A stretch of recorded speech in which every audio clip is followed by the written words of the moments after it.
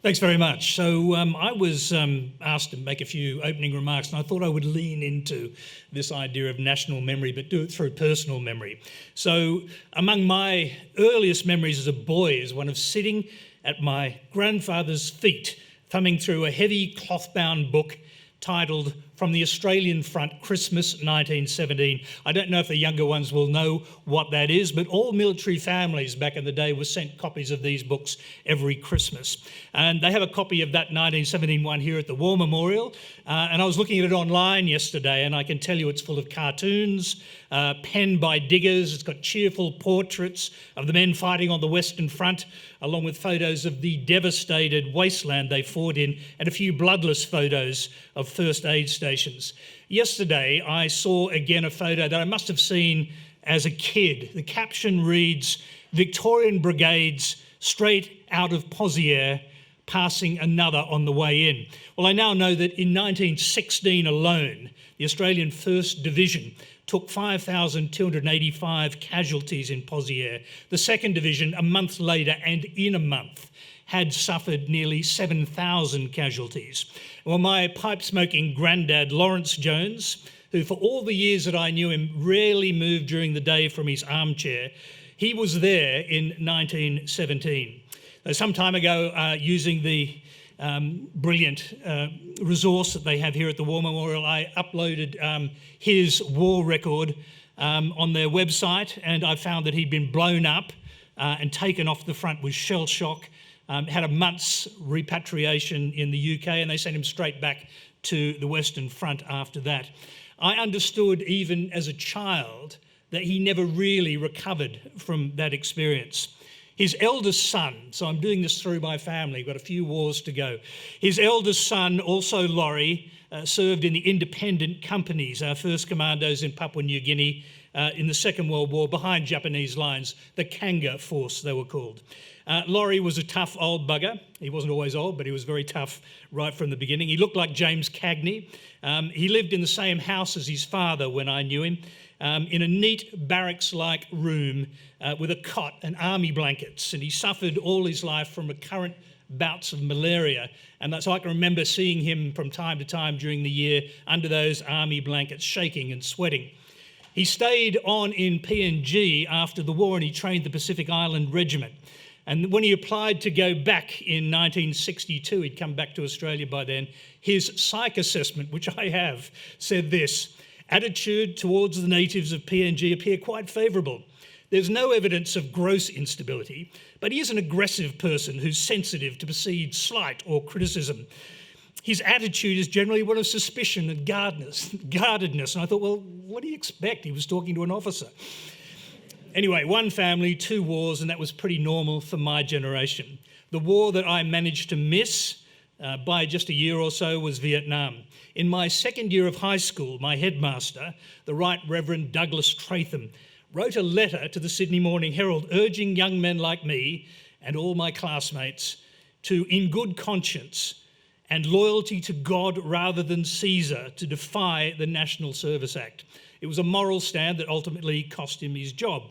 3 generations down the track, I didn't have to dodge the draft in Vietnam because Gough Whitlam pulled us out of that war. But I did end up reporting on a few unpleasant wars, one of them very unpleasant, but I never fought in one. In summary, this was my life experience with the Australian Army, very mixed, you might say, until my eldest son decided to do his gap year in the Army. He did his basic training, he did advanced military training at Wagga, and then at the end of his training, he and all his cohort were told, "I'm sorry, there's no room for you in the infantry. The pointy end is full, you can't get in." And so he went off and did something else. So there was a missed opportunity, I would say, there for the Australian Army. Anyway, somehow I managed to feel a deep connection to the Army, not the Navy, not the Air Force, the Army. It was a family thing, I suppose. And I always had a deep respect for those who served. This was all about lived history, and I guess that's why this War Memorial has such an important function. But it leads me to think about our last 2 wars and the possible next one. 2 long wars in Afghanistan and Iraq, which we were drawn into by a Prime Minister invoking the ANZUS alliance after 9/11. So what about the terrifying prospect of the next one? that some of our American allies want us to pre-commit to. Are we ready to fight a war with China if we had to? What's the strategy for doing that? Is there one that we don't know about? Is there one locked in a cupboard in the Pentagon?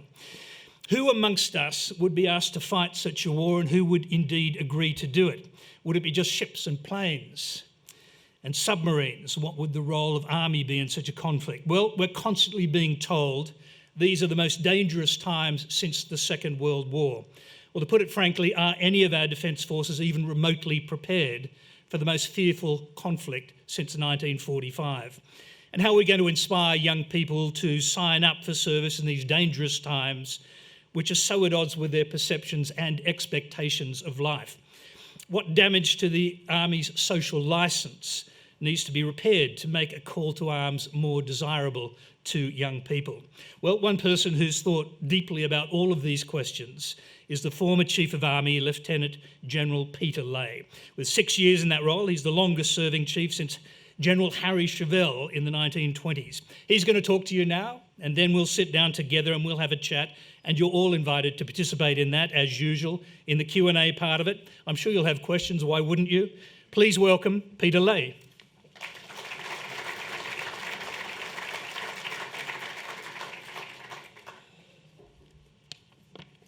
General Stewart, thank you for the invitation. It's a pleasure to be back in a mostly green room. Since I left the Army, I've been teaching at the University of Canberra, where attendance is optional. Being on time is illegal. Staying awake, well, maybe some will. And answering questions or asking questions, no.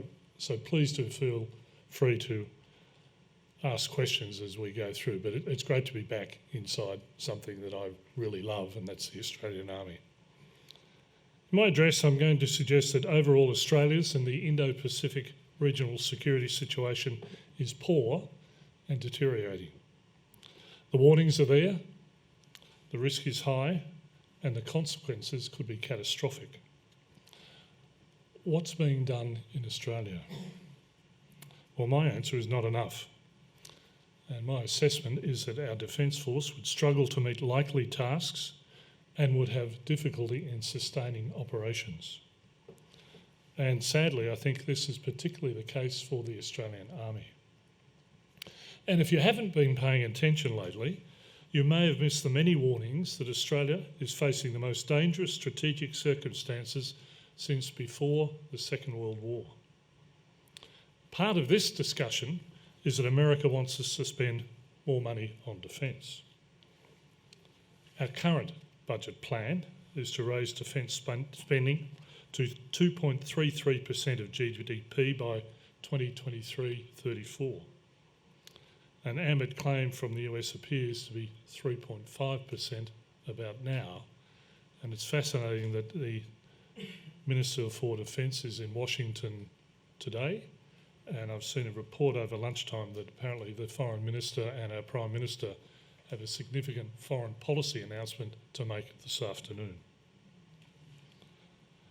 The Prime Minister has been at pains to affirm Australia's independent defence policy and has stated that Australia would determine its own defence priorities, and he is opposed to arbitrary spending targets. I agree, but we do need to spend more. And the first issue I would raise in terms of maybe a headwind is risk. If we're going to establish and sustain a defence force, we need to have a view of what we want it to do. This requires an understanding of the threat, tasks and risk, and I'm sure Peter Dean in the front row here, as being co-lead of the review just done recently, would say, well, we've done that, but we didn't see all that review. Some of it's secret and there's other things going on. So what are we going to do? I think that despite those many defence reviews, and with one more due next year, and I know being written at the moment, I don't think that we have a realistic approach for defending the nation. We need to consider that the risk is multifaceted. The national risks include sovereignty, independence, prosperity, territorial integrity, interdiction of our sea lines of communications, and the destruction of our infrastructure. Personal risks, and that's really close to us in the Army, include death on the battlefield and physical and psychological injuries. These destroy lives, families, and hopes and aspirations. Those who fight for Australia rely almost exclusively on politicians, senior military officers and civilian bureaucrats to set them the right missions and assess and mitigate the risks. But I see it simply that our politicians are the ones who have the ultimate control over which wars we fight, the partners and allies we choose, the strategies we select, the way we fight, the resources allocated, and how ready and prepared the force is for what is to come. Many politicians are not happy to hear of these defence and security risks and the problems and their responsibilities. I think that's because for many of them, their primary view of risk is clouded by their personal and structural attitudes towards defence, the inherent political nature seeking compromise, and latent desire to succeed at the ballot box. And as we saw in the recent election, defence hardly rated a mention. That's because these days in Australia, individual and party re-election is closely aligned with social largesse, or what we might call butter, at the expense of guns. And I think this is an abrogation of the primary responsibility of our elected leaders to provide for the defence and security of the nation. Today, without the United States, we would be almost defenceless, and certainly unable, certainly is a strong word, but I'm going to stick with it, unable to achieve our general defence strategy of denial with a mix of shape, deter and respond. I think that self-reliance is a far-off distant dream, as is our inability to independently create a deterrent effect. And because of this, our independence and sovereign control is compromised. I've spoken a little bit about strategy. I think we struggle with strategy, and that is clearly demonstrated in the current state of the ADF. I think we've failed to understand and to make the strategic equation of calculation and coordination of ways and means to achieve ends work and produce functional strategies. And I don't just mean that for the ADF. I think in large part Australia is a strategy-free zone. We can't agree or don't know what we want. We don't have the adaptability or imagination to determine the approach, and our resources are limited. Now, in defence of our strategic acumen, I'd like to quote a friend of mine, Neil James, and he suggests, and I think he's been right for a very long time on this, we are strategy takers, not strategy makers. And in this we should note our relationship with our great and powerful friends, and Peter outlined some of these this morning in his address. With the Brits prior to World War II, we were beholden to the Singapore strategy. Post-World War II, it's been with the Americans and their strategy and conflict du jour. But in the context of an increasingly authoritarian, confident and technologically advanced China, the big question is, what does Australia want? Security or prosperity? Some might say, do we have to choose? And our Prime Minister seems to want both at the moment. More in line with the functions and the theme of this symposium, what about social cohesion? Any strategy must be founded on the question of what we want and what unites the nation. What brings us together? While I have no real issue with identity politics, my concern at the moment is that there are too many identities and too many flags active in Australia. And I think this is undermining social cohesion. As a nation, we seem intent on finding things that will drive us apart rather than things that will bring us together. And I think we need to be clear-eyed and consistent about who we are and what we want. We now need to be proud of being Australians, and we need leadership. On the question of who might fight for Australia, well, if the war comes, what happens? We don't have a strategy. I think the capability mix is wrong, and there aren't enough motivated and trained people in uniform. Now, I acknowledge and happily acknowledge the recent improvements in ADF and recruitment, but there are still personnel shortages across all elements of the force and at most levels of rank, seniority and skill. Now, I took out of my speech something here. We're not short of generals, but I understand that things are changing there, so it might be starting to get a bit better, but you can stay, Simon. So while the mechanics of Australia's recruiting are being improved, to me it's still uncertain whether this will be enough to achieve and sustain the new recruiting and personnel targets.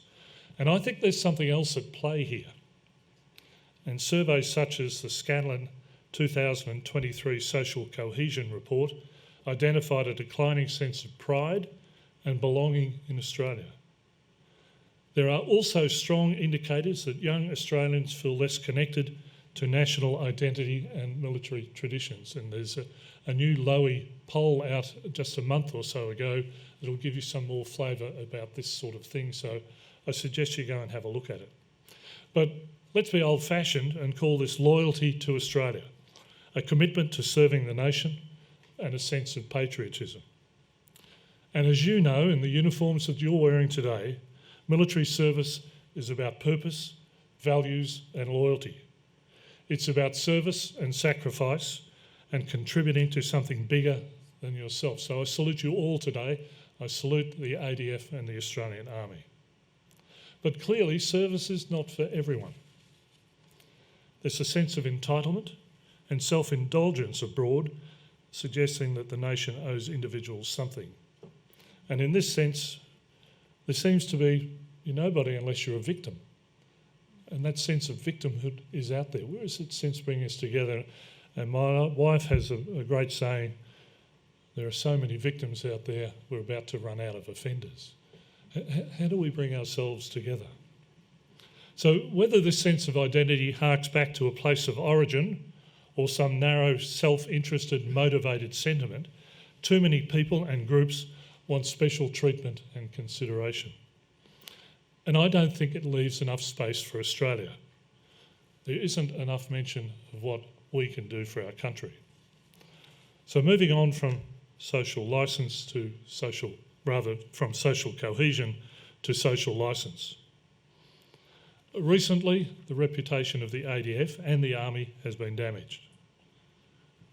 We've spoken about the enviable reputation, the degree of trust that's been there since the birth of the Australian Army. It is accepted and trusted by the Australian community because of its history and deep connections with the Australian public for its ethical behaviour, determination and strong links across all elements of the nation. But there has been reputational damage, war crimes and unacceptable behaviour. There can be no letting up on the standards of the Army and its behaviour. Nor should we accept that prosecutions due from the Brereton report and the Office of the Special Investigator have taken so long. I see this as a festering sore that impacts on the reputation of the ADF and the Army every day. It's taken too long to resolve, the lawyers are in charge and the commanders are helpless. Let me conclude. Australia's future security will depend on our ability to have public support, the right strategy, the right equipment, and the right people at the right time. And our record is not so good. We were not ready for East Timor, and the type, nature and range of forces available for Afghanistan and Iraq curtailed our deployment options and our ability to sustain the effort. And I think this is a problem for battles yet to come. In the immensely powerful book, America's First Battles, The thesis is that America was not prepared for nearly all of its first battles over 2 centuries since the Revolutionary War. The book details that great risk and failures were caused by critical shortcomings in preparedness, training, doctrine, organisation and leadership. And I think Australia has had its own legacy of first battles, and what of the first battles yet to come? We too today have problems of preparedness, organisation and leadership.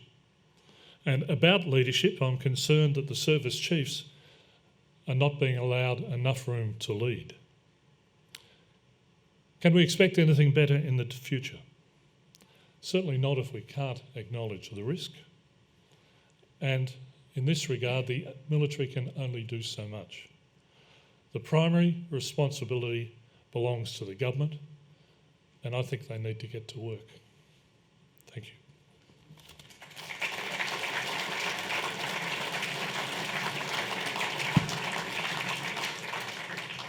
Come and sit down, Peter, and take a microphone. And there was a question that came in. How does Tony think the media and journalism help with the relationship between the Army and society? Well, I'd say not at all. But I'd say that if there are any journalists in the room, they probably picked up a few cues from Peter Leahy's speech just then. So let me start, Peter, where you ended up. The service chiefs are not being allowed enough room to lead, and you laid the blame for that at the feet of politicians. If that's true, what are the consequences? I don't think we're getting a broad enough view of what defence in Australia means, and more broadly than that, I think we should be looking at the total defence of Australia, national security rather than just defence. I admit to some guilt, I was on the first principles review of defence, and we thought that there needed to be, on that review, and it came out in about 2014, there needed to be a stronger strategic centre. Well, not as strong as it is now. I was stunned the other day to learn that the service chiefs are not on the Defence Committee. Well, what's it about? Shouldn't we be thinking about defence, and the service chiefs would be on that committee? There are 19 enablers in some concoction of a matrix. Military power, as the chief has been pointing out, is about combat. It's about fighting. And I think there should be the focus on that. So to me, there needs to be that reversal to put the service chiefs, the people who are going to do the fighting, who have the equipment, who are in charge of morale and discipline and those other things, they should be more to the front. In some ways, I'm a bit heartened by this in that if you think about the ADF and you think about Canberra, and I'm sure, Simon, it's the same with you, if you go out and visit the rest of the Army, things are much better. But we need to be able to make sure that those who are forward get what they need to fight, to come home, and as I said today, to come back to their families alive and well. Now, I used to have a bit of a mission with myself in that I'd sit in the same office that Simon's in now, and I'd say to myself, well, the nearest soldier from here is in the gymnasium over at the Royal Military College. And my mission is to make sure that he has no idea of the nonsense that's happening in this headquarters. I think we need to put warfighting back at the front, and every now and again, and someone said it last night, are you wearing your dog tags? And the Americans were very strong on this. Are you wearing your dog tags tonight? Because we could be at war in the morning, and I don't think we're thinking that way. So we need to put the focus back. Let me ask you very briefly, it's an Army symposium. I know it's broader than what I'm about to ask you, but is it your view the Army's being shortchanged at the moment? Is there too much emphasis on this big move to AUKUS and the Navy, and is it because we don't have enough defence resources that the Army's not getting what it needs? I think that's the better way of putting it. There aren't enough defence resources, and all of the services need more. But at the moment, government isn't disposed towards giving more resources, and so to achieve their priority missions, which are around AUKUS, they're taking money from the 3 services, and I hear the complaints from Navy and Air Force, but I think it's stronger, and I have sources, but it's none of you, so don't go blaming yourselves or anything like that. I think Army's taking it in the shorts at the moment, and if there's a journalist in the room, I bet you like that one. So, obviously, we're having this big debate, and the Americans are pushing us towards a much higher defence spend. What is appropriate? What would be appropriate? What would be enough, actually, to supply the Army with what it needs and the other military divisions with what they need? Well, the answer's in what I said, more. And we need that strategy. We need to think, what do we need? What sort of war are we going to fight? And we seem to have gone to a focused force from what was a balanced force, and I can understand the reasons for that. And we're a maritime nation, so there is a need for a maritime strategy. But among all of that, there's a role for an army, and that role is to protect, support, persuade among the population, to occupy cities and towns, to do those sorts of things. And for that you need people on the ground, and they need armoured vehicles, they need long-range artillery, they need everything else that goes with that. But I think there's another element to this, and I haven't heard it mentioned today. We are talking about China as a threat. At the University of Canberra, I teach a subject called the challenge of modern terrorism. Terrorism is still here with us, and it will be with us for a very long time, and we must not forget the requirement for an army in and among the population. Like General Rupert Smith, the war has moved to the population. It's not like Bull Run and Gettysburg, it's out in the fields and population can come and watch.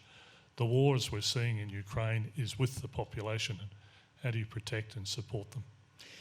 Now, I'm going to come to war preparedness in a bit more detail later, and indeed come to questions from the audience very quickly, but this is a symposium largely about the social licence of the Army. How do you revive it? How do you repair it? How do you improve it?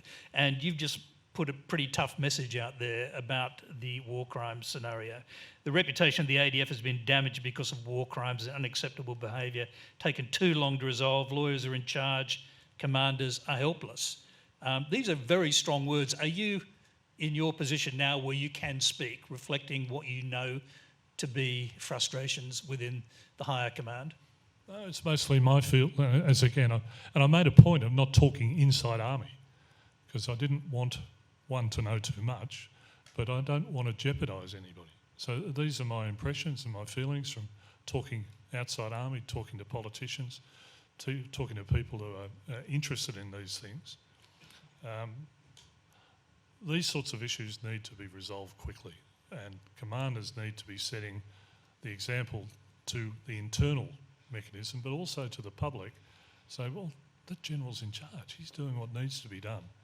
And if we take the sort of epicentre of Afghanistan at 2010, well, it's 15 years. What's happening here?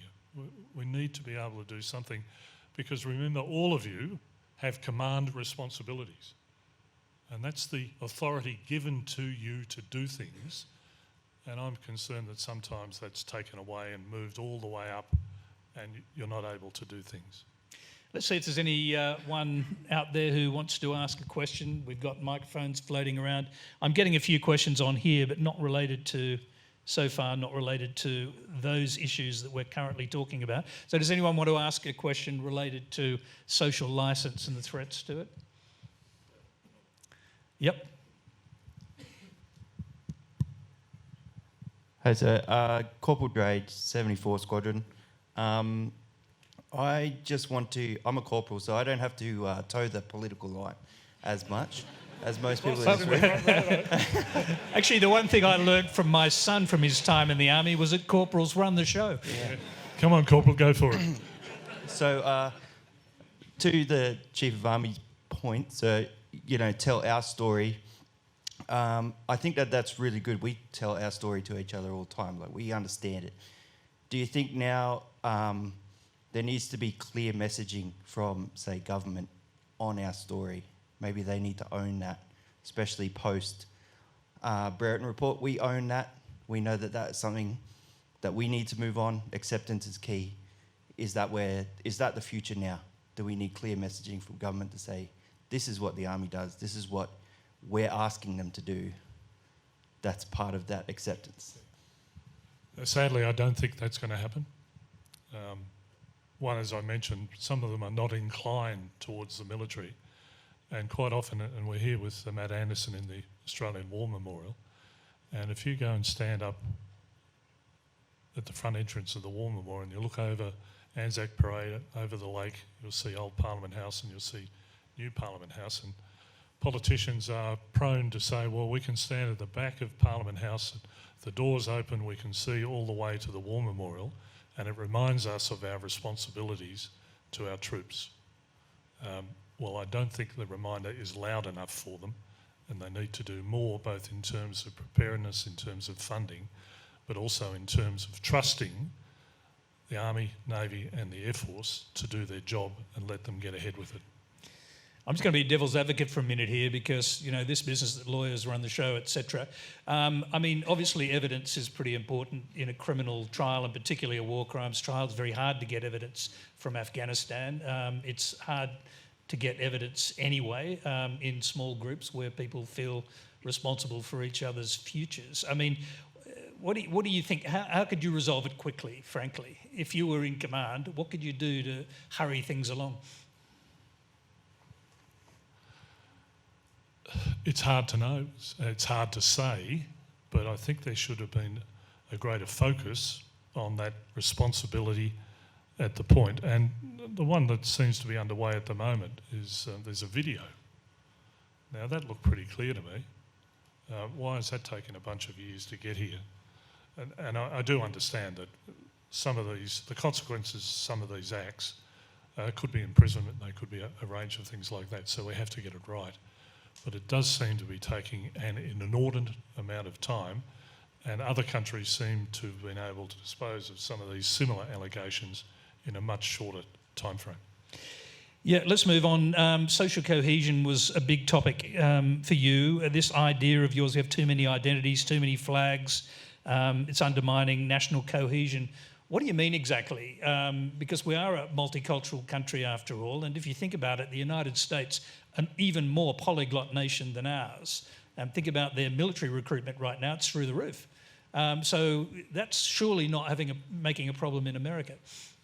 Can I ask if there's another question out in the room? And this journalist is driving me nuts here. It's a bit too cool. That's what I do. So pay attention out there, please. We'll go back to them. I love multiculturalism, and I think it's one of the great features of this country. But I also like the idea when we're going through the border wars, when we're going through issues of people coming here by boat, I like the idea that they were coming here because they saw their future in Australia. They saw that we had something to offer them. And I think that's really important because we do have something to offer individuals, but we also have something to offer the world. But then it's only in the extreme cases, well, they seem to ignore that and want to concentrate on the problems of their past rather than the potentialities of their future. I will go to the audience. There've got to be more questions out there. It's a pretty provocative speech. Can I see anyone with their hand up? Yes, there's a hand up there in the middle. Quickly get a microphone to you.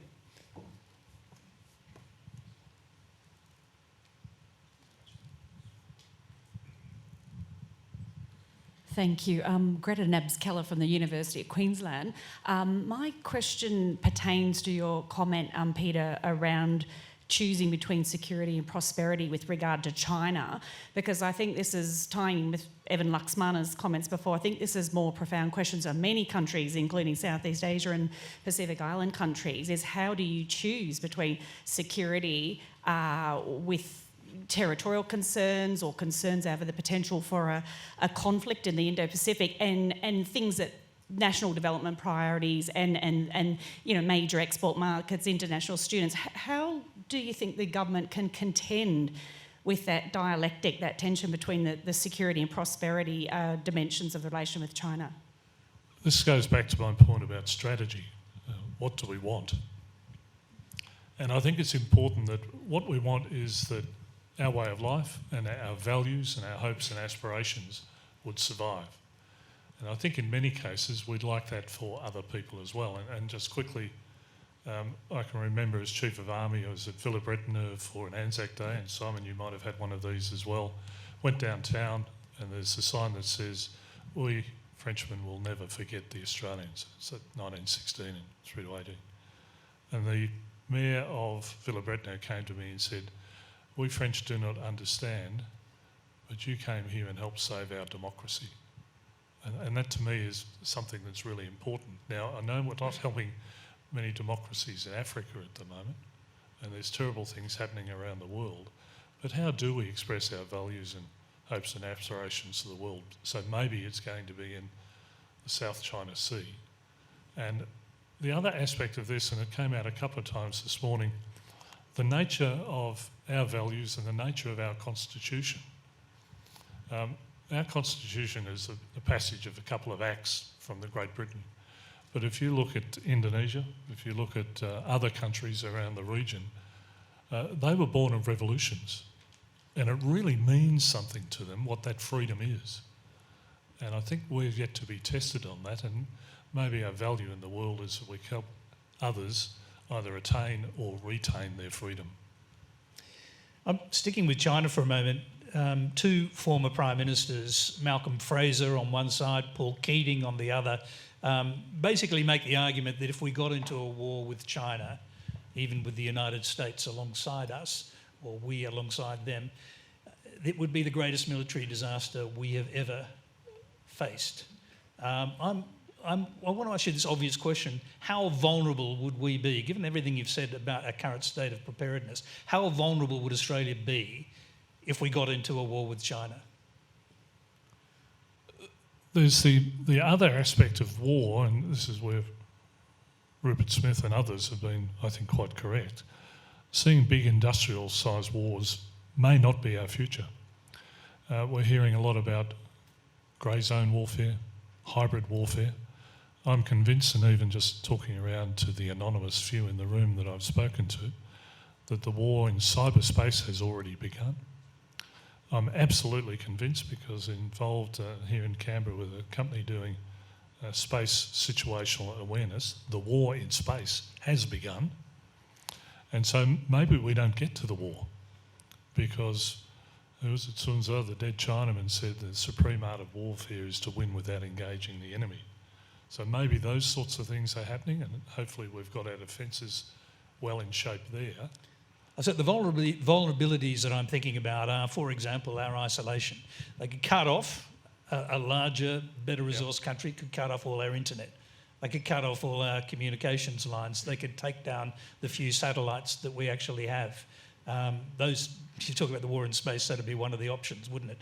I'm just contemplating what kind of war would we even be in a position to fight with China, a country of vastly superior military technology. And this is my point about first battles. Are we looking at previous battles, and we've got our doctrine and training and everything together? But if we can't imagine what the next battle would be, we're not going to be ready for it. And I think most of us have in our conception, in our minds, that it'll be like previous wars. Maybe it'll be a bit like Ukraine, might be a bit like some of the post-Yugoslavian things. That will need an army. It certainly needs a Navy and Air Force, but I grew up in the time of Navy and Air Forces, particularly the Air Forces, saying this revolution in military affairs, we can hold ground from the air. Well, I just don't accept that. So I think if there is a war with China, the first phases will be naval and air, and they need the assets for that. But then the second phase and third and maybe even more is that occupation of territory, protecting and persuading populations. And as we're seeing now with what's happening in Gaza and also in Ukraine, the reconstruction and rehabilitation of populations and providing them the humanitarian support that they need. So all of these things are possible. But my basic thesis is we're not ready for the next war, and we need to do more about it. Just, because I was going to pursue this just for a moment and then I'll go back to these guys, but you know, how would it start? Because let's say an American ship was attacked by a Chinese missile. Obviously, there'd be talks about the ANZUS Treaty. We'd be in negotiations very quickly, but it's not like NATO with Article 5. So what would you expect us to do under those circumstances? Would we suddenly be committed, pre-committed, as some of the Americans want?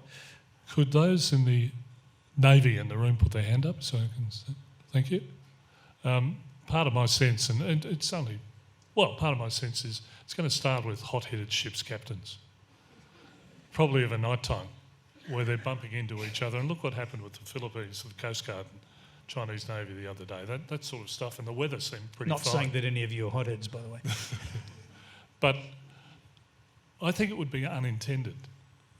There are efforts to dampen it down, but the miscalculation could happen, and that it escalates from there. And that's where we need diplomats involved. We need systems where we can talk to each other, where we need de-escalation mechanisms and a range of things like that. So in many ways, it will be that misadventure, and then we need to be able to cover that off and say, well, we didn't really mean that.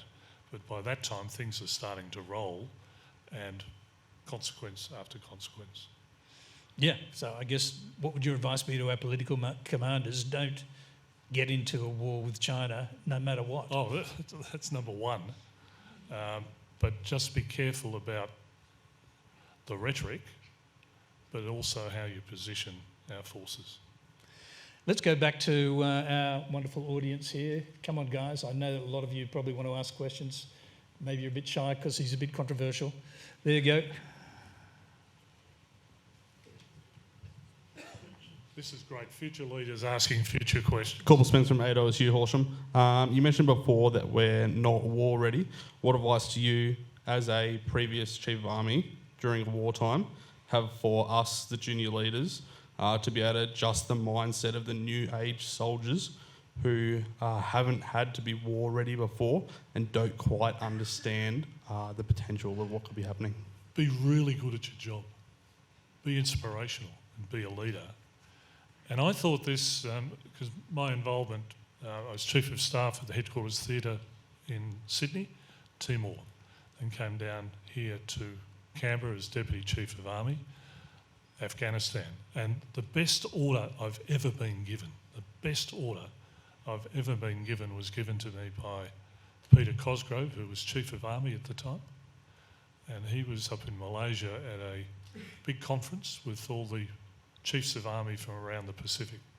9/11 happened. Eric Shinseki, who was the Chief of Staff of the US Army, was manhandled off the stage by his security team. He was able to grab a few of the chiefs and said, this is what's happened, I'm going back. Peter Cosgrove rang me, and here's an order you've got to love. He said, Peter, we're going to war, get the army ready. So that's make sure you've got your dog tags on and you're ready to fight. But also be prepared for what might come. And then from my experience, government, and I give the Liberal government of the time, particularly John Howard, who was the Prime Minister at the time, enormous credit because they saw what was needed. And for those who might remember the hardened and networked army, that was the result. But it should have been done 2 or 3 years before, because we really weren't in good balance until probably 2006 or 7. And that's my point. Are we ready for this first battle? How do we identify it? And from a politician's point of view, well, there are other more important things we need to be doing. But for you and your mates, be really good at what you do and lead. If you got Richard Marles in a room right now, what would you tell him? I'd say, and he barracks for Geelong as I do, and I'd say, come on, the Cats. Oh, so you're still a diplomat after all. Any more questions up here? We're nearly out of time, but I want to give you a chance to ask former Army Chief more questions, if there's anyone with any out there. Let's have a look at what we got here. On the left. Here we go. There's one over here. Yep. We've got one over there. Great, thank you. Hi, Melissa Conley-Tyler from the Asia Pacific Development Hi, Diplomacy Melissa. and Defence Dialogue. Good to see you. One of the things that our military is being asked to think more about is how we take an all elements of national power, whole of nation approach to our national interest. And I'm interested in what advice you'd have for Army in particular in thinking in those whole of nation terms. I think the Army's pretty well there. And I experienced this in the first few times I went off to Afghanistan and Iraq, and the rhetoric around the time, and indeed the rhetoric from December 2008 when Kevin Rudd read a national security statement into the Hansard was that we need a national security approach, and we had a national security advisor. And is Duncan Lewis here?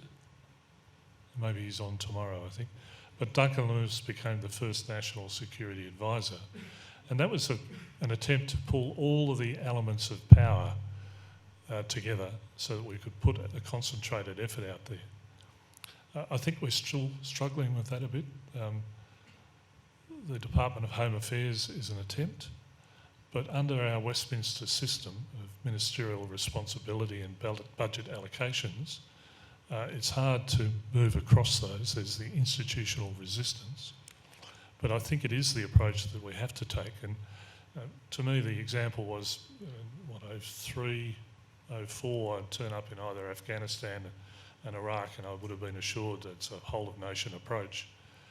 And I'd look around and see, where's the bloody whole-of-nation in here? Navy and Air Force were there doing their bit. You'd see some federal coppers every now and again, and not much else. So I think it has to become institutional. It's starting to work through a little bit at the National Security Committee of Cabinet, but we've got to do much more about it. And I'll give Peter Dean some credit here. And I remember a chat we had over in Russell where you showed me the front cover of the DSR and it had a nation defence or something like that. And you told me that you put that word nation on there. Whether you had permission or not, I'm not sure. Richard did it. So the two of you in cahoots, was it? But it has to be whole of nation. We have to bring all of this together and not think that one department or one agency or one service can do it all.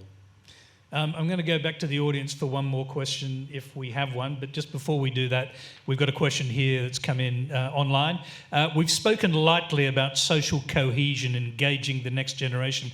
How exactly will we do that when there's a gap in memory and general negative sentiments towards the military? Well, maybe it is the social program, maybe it is getting more onto some of the websites.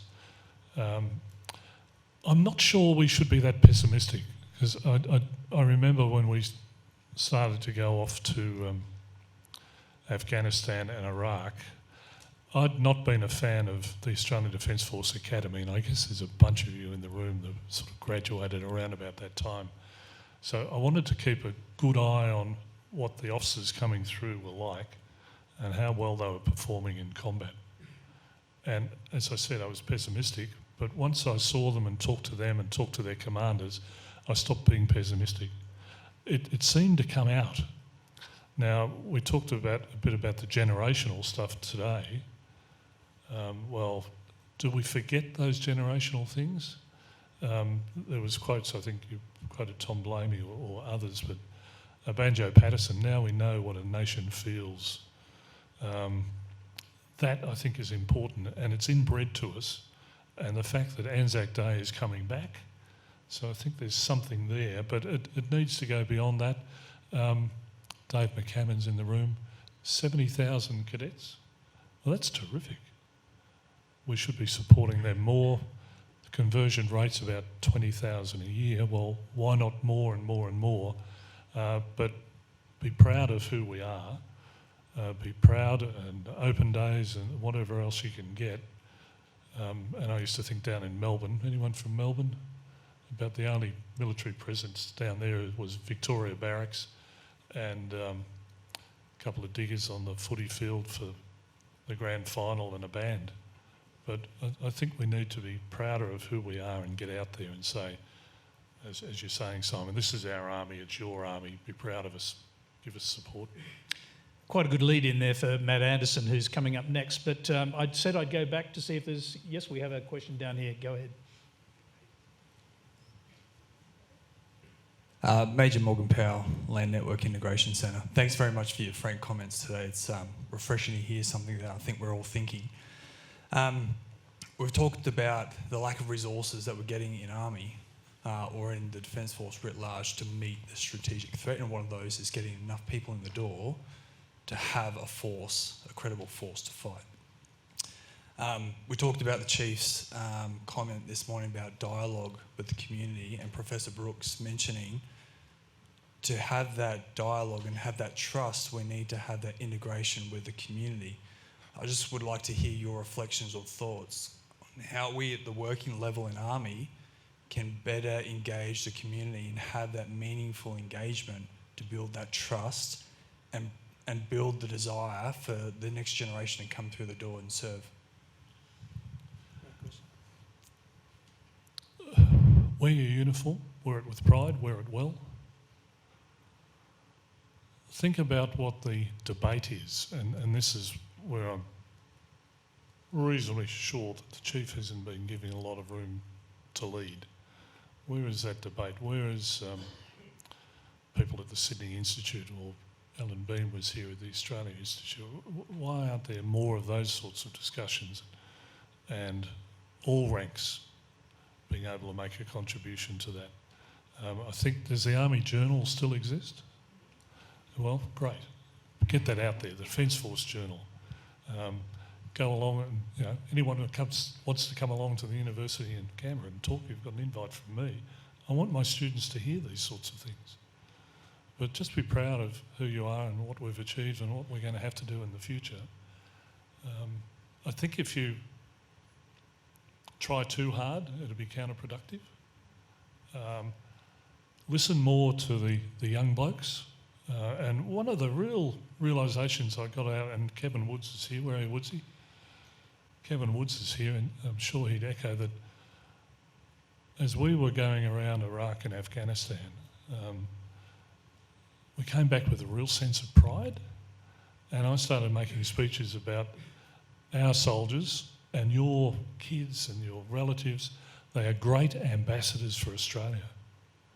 And that was just remarkable, just how good they were, how genuine they were.